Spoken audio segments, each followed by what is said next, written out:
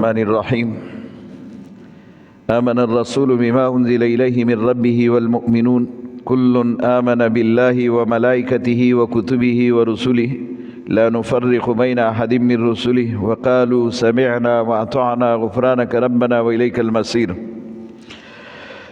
گزشتہ درس میں ان آیتوں کے بارے میں ذکر ہوا کہ بڑی عظمت والی آیتیں ہیں، اور میں نے بتایا کہ پورا قرآن بواسطہ جبریل رسول اللہ کو ملا ہے،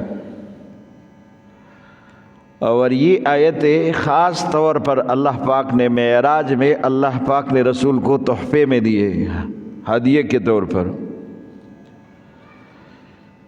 اس کے بارے میں بتایا تھا کہ رسول اللہ صلی اللہ علیہ وسلم نے فرمایا معراج میں مجھے خاص طور پر اللہ نے 3 تحفے دیے، 3 یہ بڑے تحفے ہیں جو معراج میں ملے، اسی سفر میں اللہ نے دیے۔ نمبر 1 نماز، بڑا تحفہ ہے اللہ کی طرف سے، معراج میں ملا۔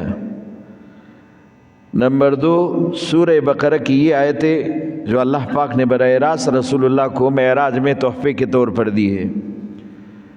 اور نمبر 3 کہ رسول اللہ صلی اللہ علیہ وسلم کو اللہ پاک نے معراج میں ایک اعلان فرمایا کہ تیرے امت اگر شرک نہ کرے، تیرا کوئی امتی شرک نہ کرے، میرے پاس آئے تو میں اس کو معاف کر دوں، میں اس کی بخشش کر دوں۔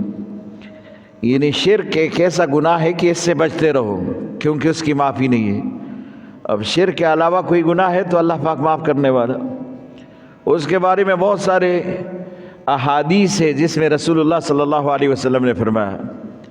سردی کے موسم میں رسول اللہ صلی اللہ علیہ وسلم باہر تشریف لائے، اور خزان کے موسم میں پتے ویسے بھی جڑتے ہیں درخت سے، رسول اللہ صلی اللہ علیہ وسلم نے ایک شاخ پکڑا اور اس کو یوں ہلایا، اس کے پتے سارے گرنے لگے۔ تو رسول اللہ صلی اللہ علیہ وسلم صحابی سے پوچھ رہے کہ آپ نے مجھ سے سوال نہیں کیا کہ میں نے کیوں کیا یہ؟ وہ صحابی کہتے ہیں یا رسول اللہ کیوں کیا ایسے؟ تو حضور صلی اللہ علیہ وسلم نے فرمایا کہ جب کوئی مسلمان اچھی طرح وضو کر کے نماز پڑھتا ہے تو اس کے گناہ بھی ایسے جڑتے ہیں جیسے درخت سے پتے جڑتے ہیں۔ تو نماز سے بھی گناہ جڑتے، نیک اعمال سے بھی گناہ جڑتے، اور اسی طرح انسان کے وہ خیر خواہی جو دوسرے کے لیے دل میں رکھتا ہے پھر اس پر عمل کرتے تو اس پر بھی اس کے گناہ ختم ہو جاتے۔ اب یہ گناہ اللہ پاک جو ہے اسی طرح مختلف چیزوں سے، بیماری سے بھی گناہ ختم ہو جاتے، بیماری آتے انسان اس پر صبر کرتے ہے تو اس سے گناہ زائل ہو جاتے، تو یہ گناہ تو ویسے بھی ختم ہو جاتے ہیں۔ شرک وہ گناہ ہے کہ جب تک آپ صدق کے دل سے توبہ نہ کرے تو وہ معاف نہیں ہوگا، اس لیے اللہ نے کہا کہ شرک سے بچو تو باقی گناہ تو میں بھی معاف کرتا ہوں۔ باقی گناہ ایسے بھی اللہ کے رحمت بہانے ڈھونڈ رہے کہ تمہارے گناہ معاف ہو جائے، اور تم اللہ کے پاس ایسے جاؤ کہ تمہارے گناہ نہ ہو۔ کبھی کبھار کوئی بندہ بیمار ہو جاتا ہے اور اس کی بیماری طویل ہو جاتی ہے، اور ہم کہتے ہیں یہ بہت بڑا منحوس آدمی ہے کہ اس کا نزع کی حالت اتنی لمبی ہو گئی کہ اس کی جان کنی نہیں ہو رہی، اس کا جان ہی نہیں نکل رہا، حالانکہ وہ اللہ کو پسند ہے کہ اس کے اوپر بیماری لے کر آئے تاکہ اس کو گناہ سے پاک کر کے اپنی طرف بلائے، اور جتنے بیماری کا یہ دورانیہ بڑھے گا طویل ہوگا اتنا ہی اس کے زیادہ گناہ معاف ہوں گے۔ تب اللہ پاک اس کے گناہ معاف کرتے اس لیے اس کو زیادہ بیمار کر دیا۔ ہم تو اس کی بیماری کو دیکھ کر یہ سمجھتے کہ یہ بڑا منحوس آدمی ہے کہ یہ اس وقت میں بیمار ہے اور اس کی بیماری ختم ہی نہیں ہو رہی۔ ممکن ہے اللہ پاک دنیا میں سزا، دنیا کی سزا آخرت کے مقابلے میں تو کچھ بھی نہیں، سزا تو اصل میں وہ ہے۔ تو اب اگر اسی سزا سے اس کی آخرت کی سزا ختم ہو رہی ہے، دنیا کی اس تکلیف سے اس کی آخرت کی سزا، تو پھر اس پر صبر۔ اور گزشتہ ہم نے ایک آیت میں استعینوا بالصبر والصلاۃ، یا ایھا الذین آمنوا استعینوا بالصبر والصلاۃ، ایمان والو اگر آپ خدا کی مدد حاصل کرنا چاہتے ہو تو صبر اور نماز کے ساتھ۔ ایک نماز ایک صبر ہے، کیونکہ صبر ایک مشکل عمل ہے، اجر اس کا بہت بڑا ہے۔ ہر تکلیف پر صبر، اسی پر اجر ہے، اس لیے صبر کے اوپر اجر ہے، اور صبر آزمائش کے اوپر ہوتے ہیں، امتحان کے اوپر ہوتے ہیں۔ اگر آپ صبر کریں گے تو اجر بڑھے گا۔ تو اس آیت میں آمن الرسول بما انزل الیہ من ربہ، رسول نے تو اس پر ایمان لایا جو کہ اللہ نے اس کو اتارا، اس کو دیا ہے، وہ کیا ہے؟ وحی الہی، کتاب اللہ کی شکل میں رسول نے اس پر ایمان لایا۔ والمؤمنون، اور ایمان والوں نے بھی اس پر ایمان لایا، جس پر رسول نے ایمان لایا اس پر ایمان والوں نے بھی ایمان لایا، کیونکہ ایمان والا وہی ہے جس نے ایمان لایا، اور ایمان کس چیز پر لایا؟ جس پر رسول نے ایمان لایا، تو مومن نے بھی اسی پر ایمان لایا۔ ایک ہے ایمان اور ایک ہے مومن بھی، جس چیز پر آپ کا ایمان ہے اس کو مومن بھی کہتے ہیں۔ ابھی آپ کا ایمان ہے لیکن کس چیز پر ایمان ہے اس کو مومن بھی کہتے ہیں۔ اللہ کی ذات پر آپ کا ایمان ہے تو یہ مومن بھی ہے۔ کس پر آپ کا ایمان ہے؟ کہ اللہ کی ذات یہ واجب الوجود ہے، ہم نے دیکھا نہیں لیکن ہمارا ایمان ہے کہ اللہ موجود ہے اور ہر جگہ موجود ہے، اور اللہ پاک ہر چیز پر قادر ہے، یہ ہمارا ایمان ہے، اس کی قدرت پر ہمارا ایمان ہے۔ دوسرا، اللہ پاک نے کتنے فرشتے بھیجے یہ ہمیں معلوم نہیں، کیونکہ ایک حدیث میں آتا ہے کہ جس طرح ہمارا خانہ کعبہ ہے اسی طرح اوپر فرشتوں کا خانہ کعبہ ہے، جس کو بیت المعمور کہا جاتا ہے، جس پر ایک دن میں 70,000 فرشتے طواف کرتے ہیں، 70,000۔ اور یہ جب ایک بار طواف کرتے ہیں نا، پھر قیامت تک اس کو دوبارہ نمبر نہیں ملتا۔ اس سے آپ اندازہ کریں کتنے فرشتے۔ جبریل کتنا بڑا فرشتہ، اسرافیل کتنا بڑا فرشتہ، میکائیل کتنا بڑا فرشتہ، جس کا ذکر بھی کئی حدیث میں ہے۔ حضور صلی اللہ علیہ وسلم نے فرمایا کہ جبریل کے 600 پر ہے، اور اس کا 2 پر اگر کھل جائے تو مشرق سے مغرب اور شمال جنوب یہ سب ڈک جائے، ابھی باقی پر یہ کہاں آئیں گے پھر؟ تو اتنے بڑے فرشتے ہیں، اور وہ فرشتے جس کا خاص ذکر ہے جبرائیل، میکائیل، اسرافیل، عزرائیل، لیکن وہ فرشتے جنہوں نے عرش اٹھایا اس کا بھی ذکر حدیث میں ہے۔ 8 فرشتے ہیں جنہوں نے اللہ کا عرش پکڑا ہوا ہے۔ باقی ایسے فرشتے ہیں جس کا ذکر ہی نہیں، جس کا نام ہی ہمیں نہیں معلوم، لیکن ہمارا تو ایمان ہے نا اس پر کہ جتنے فرشتے ہیں، جتنے اللہ پاک نے فرشتے بنائے، جتنے فرشتے اللہ پاک نے پیدا کیے، یہ اللہ کے نور سے بنے، یہ تمام فرشتوں پر ہمارا ایمان ہے۔ فرشتے کیا ہے؟ نور سے بنے ہیں۔ جسم نوری یتشکل باشکال مختلفہ، نور سے ایسا شکل بنا ہے جو کہ ایسا جسم بنا ہے جو مختلف صورت اور شکل بنا سکتے ہیں، مختلف صورت۔ یجری کا مجری الدم، انسان کے نسوں میں ایسے چلتے جیسے خون چلتے، تو فرشتے بھی ایسے چل سکتے، جن بھی چلتے، اللہ پاک نے اس کو بھی طاقت دیا، فرشتے کو بھی طاقت دیا۔ یہ فرشتہ انسان کی شکل میں بھی آ سکتا ہے، یہ فرشتہ کسی ڈراؤنے شکل میں بھی جو ہے آ سکتا ہے۔ اور حدیث میں آتا ہے کہ جب منکر نکیر قبر میں سوال کے لیے آتے ہیں، یہ اللہ کے فرشتے ہیں جو سوال کرتے ہیں، من ربک ما دینک ما تقول فی حق هذا الرجل، جب یہ سوال کرتے تو وہ جس صورت میں گناہگار آدمی کے پاس آتے کہتے اگر وہ اور عذاب نہ دے، یہ صرف فرشتے کی شکل لے تو اس کے لیے یہ کافی ہے، اتنا ڈراؤنا شکل ہوگا اس کا۔ تب جتنے فرشتے ہیں وہ اول سے لے کر آخر تک سب پر ہمارا ایمان ہے، اس لیے ملائکہ لفظ کہا کہ اس تمام فرشتوں پر ایمان ہو۔ کسی ایک فرشتے کا ذکر ہوا اور آپ نے انکار کیا تو ایمان گیا، کیونکہ سب فرشتوں پر ایمان لازم ہے، ایک فرشتے کا انکار ایمان سے انکار ہے۔ اب جب کہا کہ تمام فرشتوں پر ایمان ہے، وہ کتبی ہی تو تمام کتابوں پر بھی ایمان ہے، کیونکہ یہ بھی اللہ پاک نے بھیجے۔ اب تورات ہے، زبور ہے، انجیل ہے، صحائف بھی ہے، وہ سب پر ہمارا ایمان۔ اگر کسی ایک کتاب کا آپ نے انکار کیا کہ قرآن تو مانتے ہیں تورات کو نہیں مانتے، ہاں یہ کہہ سکتے کہ ابھی اس دور میں کوئی تورات صحیح حالت میں موجود نہیں، کوئی انجیل صحیح حالت میں موجود نہیں، لیکن وہ انجیل جو اللہ پاک نے بھیجا تھا اس پر ہمارا پکا ایمان، وہ تورات جو اللہ پاک نے موسیٰ پر نازل فرمایا اس پر ہمارا ایمان ہے، وہ زبور جو داؤد علیہ السلام پر نازل ہوا اس پر ہمارا ایمان ہے۔ یہ تو ہمارا ایمان ہے اس پر، اس کی صحت پر کہ وہ تو اللہ کی طرف سے صحیح آیا، لوگوں نے اس کو تبدیل کیا، اس میں تحریف کی۔ اب موجودہ اگر تورات آپ کے سامنے رکھا جائے اور آپ کہتے ہیں کہ میں اس تورات کو نہیں مانتا، وہ تو ایک الگ بات ہے، اس تورات کو جس میں کوئی صحت ہے نہیں، لیکن جو اللہ کی طرف سے کتاب تورات کا آیا اصلی حالت میں اس پر تو ہمارا ایمان ہے۔ اگر ایک کتاب کا بھی انکار کیا تو گویا کہ ایمان سے ہی خارج ہو جاتے ہیں، انسان ایمان سے نکل جاتے ہیں۔ وَرُسُلِهِ، اسی طرح تمام رسول پر، آدم علیہ السلام سے لے کر محمد الرسول اللہ تک انبیاء کا یہ سلسلہ، یہ کڑی جو رسول اللہ پر ختم ہوا، یہ سب پر ہمارا ایمان ہے، اور کسی ایک نبی کا انکار ایمان سے اخراج ہے، کہ انسان ایمان سے نکلتے کسی ایک نبی کا بھی انکار کیا۔ تو جتنے انبیاء ہیں 1,24,000 سوا لاکھ، جتنے انبیاء اللہ پاک نے بھیجے سب پر ہمارا ایمان ہے، جتنے انبیاء ہیں سب اللہ کی طرف سے، سب پر ہمارا ایمان ہے۔ لا نفرق بین احد، یہ کہا کہ ہم تفریق نہیں کرتے کہ یہ بنی اسرائیل کا نبی ہے، یہ اس لیے ہم اس کو نہیں مانتے کیونکہ ہم بنی اسرائیل نہیں۔ محمد الرسول اللہ صلی اللہ علیہ وسلم جب تشریف لائے، آپ کو پتہ ہے ابراہیم علیہ السلام کے 2 بیٹے اسحاق اور اسماعیل دونوں پیغمبر ہیں۔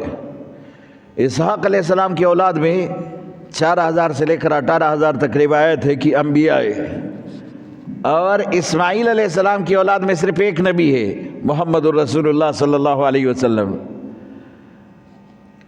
تو یہ تورات میں محمد الرسول اللہ کے صفات اور محمد الرسول اللہ کی وہ عادات اور خصلتیں سب بیان کرتے تھے یہود، اور کہتے تھے یہ نبی آئے گا تو اس پر ایمان لازم ہے کہ ہم اس پر ایمان لائے۔ لیکن جیسے یہ نبی آیا تو انہوں نے ایمان نہیں لایا۔ اور کیوں نہیں لایا؟ اس کا اصل وجہ یہ کہ یہ انتظار میں تھے کہ یہ نبی بھی بنی اسرائیل میں آئے گا، جو کہ یہ اپنے آپ کو بنی اسرائیل اولاد یعقوب کہتے، اور وہ نبی تو بنی اسماعیل میں آیا، بنی اسرائیل میں نہیں آیا۔ تو انہوں نے انکار کیا کہ یہ ہم نہیں مانتے کیونکہ یہ بنی اسماعیل میں نبی آئے ہیں، بنی اسرائیل میں کیوں نہیں آیا؟ تو ہم تفریق نہیں کرتے، چاہے بنی اسرائیل کا کوئی نبی ہو وہ بھی ہمارا نبی، ہم سب کو مانتے، اور چاہے بنی اسماعیل کا نبی وہ بھی ہمارا نبی، ہم سب کو مانتے۔ جتنے انبیاء ہیں سب انبیاء کو جو اللہ کی طرف سے مرسل ہے، مبعوث ہے، اور وحی الہی کے ساتھ اللہ پاک نے ان کو مبعوث فرمایا، سب پر ہمارا ایمان۔ یہ سارے انبیاء ہم سب کو مانتے ہیں۔ وقالوا سمعنا واطعنا، صحابہ نے یہ کہا تھا سمعنا واطعنا، کیونکہ رسول اللہ صلی اللہ علیہ وسلم نے کہا تھا کہ جب صحابہ کرام آئے تھے اور بہت زیادہ روئے تھے ان آیت پر، جب یہ پہلے والا آیت للہ ما فی السماوات و ما فی ان تبدوا ما فی انفسکم او تخفوہ، تم چھپاؤ یا ظاہر کرو، لیکن اندر کا اس پر بھی پکڑ ہوگا جو خیال ہے۔ اس پر صحابہ بہت روئے تھے، اور جب رسول اللہ صلی اللہ علیہ وسلم کے پاس آئے تھے تو حضور صلی اللہ علیہ وسلم نے فرمایا کہ اب اللہ پاک نے کہا ہے تو اللہ پاک ہی حاکم ہے، اللہ ہی نے فرمایا کہ پکڑ ہے، تو آپ یہ کرو کہ سمعنا واطعنا، یہ کہو کہ ہم نے سن لیا اور ہم اطاعت کے لیے تیار ہیں، پھر اللہ پاک آسانی فرمائیں گے، آپ یہ کہے۔ تو صحابہ نے کہا سمعنا واطعنا، یہ صحابہ نے کہا تھا۔ اب یہ سمعنا واطعنا کے کہنے پر اللہ پاک نے آسانی فرمائی، غفرانک ربنا والیک المصیر، اللہ بخشنے والا، اس کی طرف واپسی ہے اور ہم سنتے ہیں اور مانتے ہیں۔ جب صحابہ نے یہ کہا تو اللہ نے اگلی آیت میں لا یکلف اللہ نفسا، گویا کہ اس کو ناسخ بنا کر پہلے آیت کے لیے لا یکلف اللہ نفسا الا وسعها، اللہ بھی کسی نفس کو اس وقت تک تکلیف نہیں دیتا جب کہ وہ اس کے بس اور طاقت میں وہ عمل نہ ہو، بس اور طاقت میں نہ ہو تو پھر اس پر کوئی تکلیف نہیں۔ یہ جو روزہ ہم رکھتے ہیں یہ ہمارے بس اور طاقت میں ہے، اور جس کے بس کے طاقت میں نہ ہو تو اللہ پاک اس کو معاف کرتے ہیں۔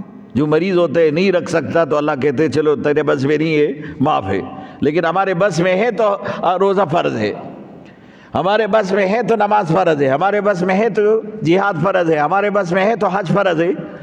اگر کوئی ایسا آدمی ہے کہ حج، اگر وہ مالدار ہے لیکن وہ حج کا سفر ہی نہیں کر سکتا، معذور ہے، تو اس سے ساقط ہے، کیونکہ یہ اس کے بس میں نہیں۔ تو اس لیے اللہ پاک نے کہا کہ جو تمہارے بس میں ہو، لا یکلف اللہ نفسا، اللہ کسی نفس کو تکلیف نہیں دیتا الا وسعها، مگر اس کی وسعت کے مطابق کہ جو اس کے طاقت میں ہے، اور وہ عمل نہ کرے تو تب اس کی پکڑ ہے، اور طاقت میں نہیں۔ اب جب تمہارے دل میں کوئی خیال آتا ہے اور وہ خیال برا ہے لیکن وہ خیال تم نہیں لے کر آتے، تمہارے دماغ نے سوچا اور کوئی ایسا خیال آیا جو کہ تم نے جان بوجھ کر وہ خیال نہیں لایا، تو مطلب یہ کہ اس پر تمہاری پکڑ نہیں ہے۔ صحابہ تو اسی سے ڈرے تھے کہ ہمارے دل میں تو کبھی ایسا خیال آتا ہے یا رسول اللہ کہ ہم اگر وہ خیال بیان کریں تو ہم کوئلہ ہو جائے اب کے سامنے، اتنے برے خیالات ہیں کبھی یہ خیال بھی آتا ہے کہ خدا موجود ہی نہیں، آتا ہے انسان کے دل میں۔ تو رسول اللہ نے فرمایا کہ یہ تو عین ایمان ہے کہ آپ کے دل میں وسوسے نہ آئے، تو مطلب یہ کہ آپ کے دل میں پھر ایمان ہی نہیں۔ وسوسہ تو اس لیے آتا ہے کہ آپ کے دل میں ایمان ہے۔ لوگ اس درخت کو پتھر سے مارتے جس میں کوئی پھل فروٹ ہو، جس میں پھل فروٹ نہ ہو تو پھر جو ہے اس کو کیوں مارے؟ اس میں تو کچھ ہے ہی نہیں کہ اس سے گرے، وہ جس سے پھل فروٹ گرے تو اسی کو مارتے۔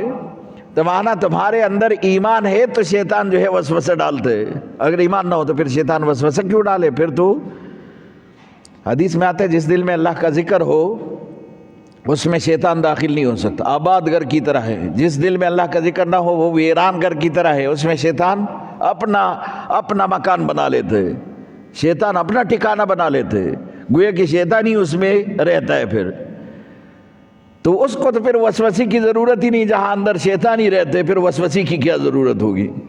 جب تمہارے دل میں اللہ کا خیال آتا ہے، اللہ کا ذکر ہے، تو تب شیطان حملہ کرتے ہیں۔ وہ حملہ باہر سے وسوسے کی صورت میں کرتے، یہ وسوسہ ڈالتے اور اس وسوسے کے ذریعے آپ کو گمراہ کرنا چاہتے، تو تم نے شیطان کا مقابلہ کرنا ہے۔ اللہ نے بھی کہا شیطان کا مقابلہ کرو، لیکن ایک چیز اگر آپ کے بس میں نہیں، یہ ایک عمل ہے جو آپ کے طاقت میں نہیں، ایک وہ ہے کہ آپ نے غلطی سے کیا ہے تو پھر وہ گناہ شمار ہوگا، اگر غلطی سے بھی کیا ہے تو شمار ہوگا، کیونکہ گناہ تو اکثر غلطی سے ہی ہو جاتے ہیں۔ یہ جو ایکسیڈنٹ ہوتا ہے غلطی سے ہوتا ہے نا، تو کیا پھر وہ ایکسیڈنٹ نہیں ہے جو غلطی سے ہو گیا؟ وہ تو ہو جاتے ہیں، نقصان تو ہو جاتے ہیں۔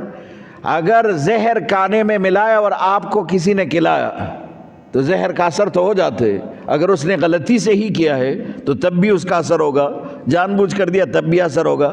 تو مانا کوئی گناہ آپ نے کیا، وہ غلطی سے ہی کیا تو تب بھی گناہ شمار ہوگا، تب بھی گناہ شمار ہوگا۔ کبھی ہو جاتے، یہ جو دیت ہے نا، دیت آپ قتل خطا میں دیت کر دیتے ہیں۔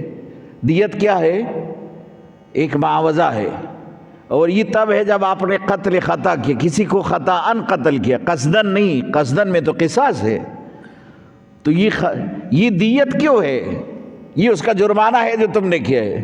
تم نے غلطی سے، تم نے تو شکار سمجھا تھا وہ انسان تھا، اور تم نے جو ہے کسی جانور کو سمجھا تھا کہ یہ جانور ہے اور وہ انسان تھا، اور آپ نے اس کو مار دیا، تو یہ غلطی سے جو آپ نے مارا اس پر آپ کے اوپر جرمانہ ہے، یہ دیت ہے۔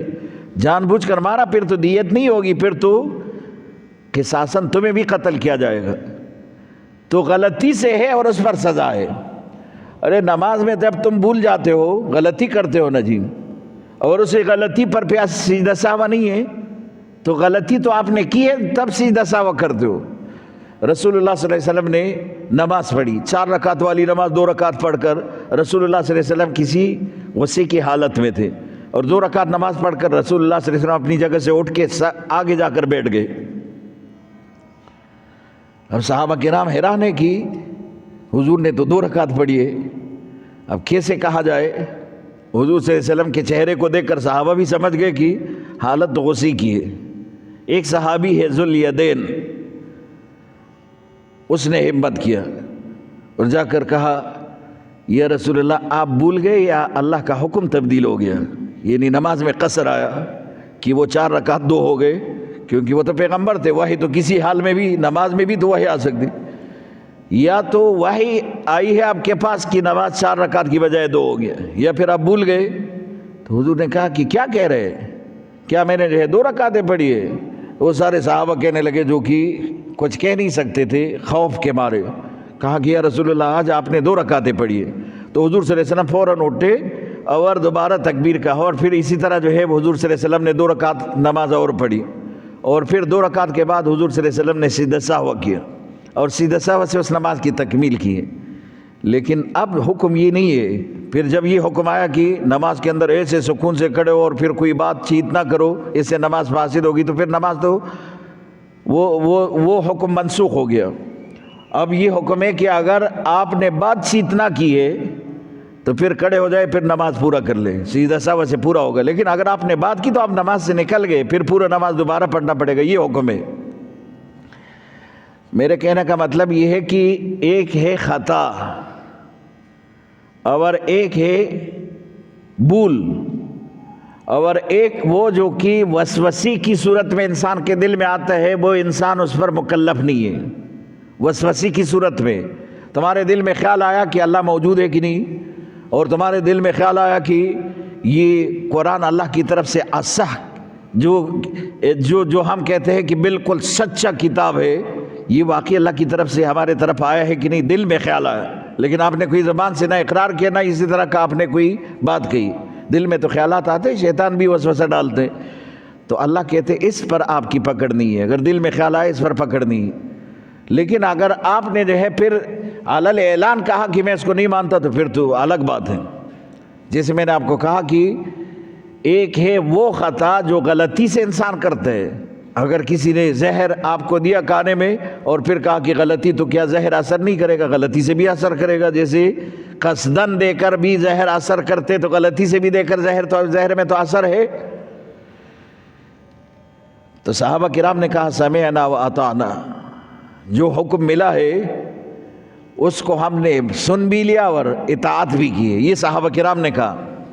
جب یہ آیت نازل ہوئی للہ ما فی السماوات و ما فی الارض ان تبدوا ما فی انفسکم، تو اس پر صحابہ نے سمعنا واطعنا کہا تھا۔ اللہ پاک نے آیت میں بھی اسی طرح کا حکم دیا، لا یکلف اللہ نفسا الا وسعها۔ اب اللہ پاک وہ جتنا آپ کے بس میں ہے، اگر آپ وہ نہیں کریں گے پھر اس پر پکڑے۔ آپ کے بس سے باہر کوئی کام ہے تو پھر اللہ بھی آپ کو نہیں پکڑے گا اس پر، پھر اللہ پاک بھی آپ کو جو ہے اس پر اللہ پاک سزا نہیں دے گا۔ لہا ما کسبت وعلیہا ما اکتسبت، جس نفس نے جو بھی کیا ہے، جس انسان نے جو بھی عمل کیا ہے، اس کو اس کا سزا ملے گا۔ وہ اچھا عمل ہے تو اجر ملے گا، برا عمل ہے تو اس کی سزا ملے گی۔ ربنا لا تؤاخذنا ان نسینا واخطأنا، اے ہمارے رب ہمیں نہ پکڑے اس پر کہ ہم اگر بھول جائے، ایک عمل بھول سے، یہ بھی ایک الگ مسئلہ ہے۔ اب بھول کر آپ نے روزے میں کچھ کھایا پیا، تو یہ نسیان اللہ پاک نے معاف کیا ہے کہ اس پر آپ کا روزہ نہیں ٹوٹے گا۔ لیکن ایک بات ہے کہ اگر آپ نماز بھول گئے تو یہ بھول سے معاف نہیں ہوگا کہ آپ بھول گئے تو بس ختم، بلکہ حضور صلی اللہ علیہ وسلم نے فرمایا کہ اگر کوئی آدمی نماز بھول گئے یا سو گئے اور اس کو یاد نہیں رہا اور پھر نماز کا جو ہے وقت نکل گیا، تو فلیصلی اذا ذکر، جب اس کو یاد آئے، جب نیند سے اٹھے تو اسی وقت نماز پڑھے، تو اب نماز کی معافی نہیں ہے۔ یہ بھول سے آپ نے اگر نماز نہیں پڑھی، جیسے آپ کو یاد آئے، جیسے آپ نیند سے اٹھے تو پھر آپ نماز پڑھے۔ ربنا لا تؤاخذنا ان نسینا، ہماری خطاؤں پر ہمیں نہ پکڑے، او اخطانا، جو ہماری بھول ہے اس پر ہمیں نہ پکڑے، یا خطا ہم سے ہو جائے تو یا اللہ اس خطا پر جان بوجھ کر ہم نے کوئی کام نہیں کیا لیکن خطاً ہم سے ہوا ہے تو یا اللہ اس کو بھی معاف کر دے۔ ربنا ولا تحمل علینا اسرا، اے ہمارے رب ہمارے اوپر وہ بوجھ نہ ڈالے کما حملتہ علی الذین من قبلنا، جس طرح تم نے پہلے لوگوں پر ڈالا، ہم سے پہلے لوگوں پر۔ وہ کیا تھا کہ توبہ کیا ہے، ایک دوسرے کو قتل کرو، اتنا سخت توبہ۔ وہ کہتے ہیں ہم توبے کے لیے تیار ہیں، اللہ نے کہا توبے کے لیے تیار ہو، ایک دوسرے کو قتل۔ 70,000 بنی اسرائیل قتل ہو گئے توبے میں، 70,000 ایک دوسرے کو قتل کرتے رہے، کیونکہ اس کا توبہ یہی تھا کہ قتل ہو جاؤ، جب تم مر جاؤ گے تمہارا توبہ قبول ہوگا۔ تو اللہ کہتے ہیں کہ اسی طرح نہیں کہ وہ جو پہلے امتوں کو سختی سے اللہ کے احکام آئے تھے، آپ کے لیے وہ نہیں، علی الذین من قبلنا، جو ہم سے پہلے تھے۔ ربنا، اے ہمارے رب، ولا تحملنا ما لا طاقت لنا، ہمارے اوپر وہ بوجھ بھی نہ ڈالو جس کی ہم طاقت نہ رکھیں، جس کی ہم طاقت نہ رکھیں وہ بوجھ نہ ڈالو۔ اللہ نے اعلان کر دیا کہ آپ کے اوپر لا یکلف اللہ نفسا الا وسعها، تمہارے طاقت کے مطابق ہی ہے، اگر طاقت سے زیادہ ہو تو اس پر اللہ بھی آپ کو نہیں پکڑیں۔ واعف عنا، یا اللہ ہمیں معاف کر دے، واغفر لنا، ہماری مغفرت فرما، وارحمنا، ہمارے اوپر رحم فرما، انت مولانا، یا اللہ آپ ہمارے ہی کارساز ہے، ہمارے لیے آپ ہی رب ہے، کارساز ہے، مشکل کوشا، حاجت روا ہے، آپ ہی ہمارے مددگار ہیں، انت مولانا فانصرنا علی القوم الکافرین، کافر کے مقابلے میں آپ ہی ہماری مدد فرما۔ یہ بہترین دعا ہے جو آپ اپنا معمول بنائے، کہ اس دعا کو اپنا معمول بنائے، کافر کے مقابلے میں تمہاری مدد ہو، وہ بوجھ اللہ آپ کے اوپر نہ ڈالے جو کہ آپ اس کی طاقت نہ رکھے، اور اسی طرح آپ سے خطا اور نسیان میں جو گناہ ہو جائے اللہ پاک اس کو معاف کر دیں۔ آخر دعوانا